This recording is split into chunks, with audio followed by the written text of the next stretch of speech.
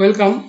आज हम लोग बात करेंगे ड्रामेटिक मोनोलॉग की कि there are different forms of poetry. उनमें से एक बड़ा इम्पोर्टेंट फॉर्म है ड्रामेटिक मोनोलॉग। तो आज हम ये समझते हैं कि ड्रामेटिक मोनोलॉग किसे कहते हैं और इसके क्या क्या फीचर्स हैं। तो ड्रामेटिक मोनोलॉग की जो की फीचर्स हैं उसमें सबसे बड़ी बात तो ये है, पहला इम्पोर्टेंट पॉइंट, कि there is a single speaker in a dramatic monologue. There is a single speaker, अर्थात इसका अर्थ ये हुआ कि उसमें एक स्पीकर होता है जो अपनी बातों को कहता है। और यहाँ यह भी ध्यान देने की बात है कि स्पीकर और पोएट ये दोनों अलग अलग होते हैं। The poem is delivered from the perspective of the speaker and not the poet.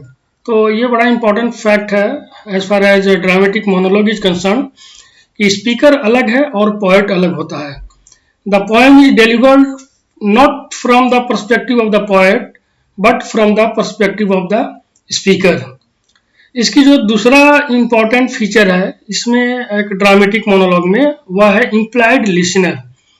कि ड्रामेटिक मोनोलॉग में there is a listener. It is assumed that the speaker is speaking before some audience or some listener. So the speaker addresses another group or a person whose responses are not directly heard. लेकिन ये जो listener है ये बिल्कुल inactive रहता है, अर्थात ये कोई response नहीं देता है, किसी प्रकार की कोई reaction नहीं देता है। हमें ये सिर्फ पता चलता है speaker की बातों से कि देयर इज ए लिसनर और a group of listener, but listener की तरफ से कोई प्रतिक्रिया नहीं होती है। इसके बाद ड्रामेटिक मोनोलॉग का एक और फीचर है कि ये कैरेक्टर को रिवील करता है, यानी कि the speaker unintentionally reveals aspects of his personality. वो अपने पर्सनैलिटी को या अपनी थॉट को रिवील करता है।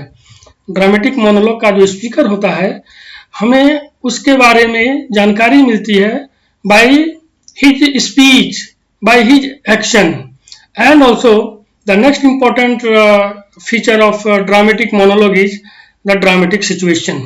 तो जैसा कि नाम से ही पता चल रहा है कि ड्रामेटिक मोनोलॉग में the situation is very dramatic. The poem usually captures a moment of crisis, reflection और सेल्फ रेवलेशन। अब हम आते हैं कि भाई आखिर क्या यूज है इसकी, क्यों कोई पोएट इस टेक्निक का इस्तेमाल करता है। तो सबसे पहले तो हमें यह ध्यान में रखना है कि जो ड्रामेटिक मोनोलॉग है ये एक this is a powerful technique to explore human psychology. Generally dramatic monologue के माध्यम से पोएट उस स्पीकर का उसकी साइकोलॉजी को समझने की कोशिश करता है। What is going on in the inside of the character, that is his mind is revealed through this technique, and we gain insight into the speaker's character, emotions and thoughts. तो ये सारे important features हैं dramatic monologue के। और finally I would like to give you some examples कि बहुत सारे ऐसे पॉइंट्स हैं जो ड्रामेटिक मोनोलॉग्स हैं जिनका एग्जांपल्स मैं यहाँ दे सकता हूँ। यूलिसेस, जो कि अल्फ्रेड टेनिसन का लिखा गया पोएम है। This is a very classic example of dramatic monologue. Next there is my last duchess written by Robert Browning, ये भी एक इम्पॉर्टेंट एग्जांपल है। The love song of J Alfred Prufrock. इसके अलावा भी बहुत से ऐसे पोएम हैं जो ड्रामेटिक मोनोलॉग की कैटेगरी में पढ़ते हैं। तो इस प्रकार से हमने इस वीडियो में एक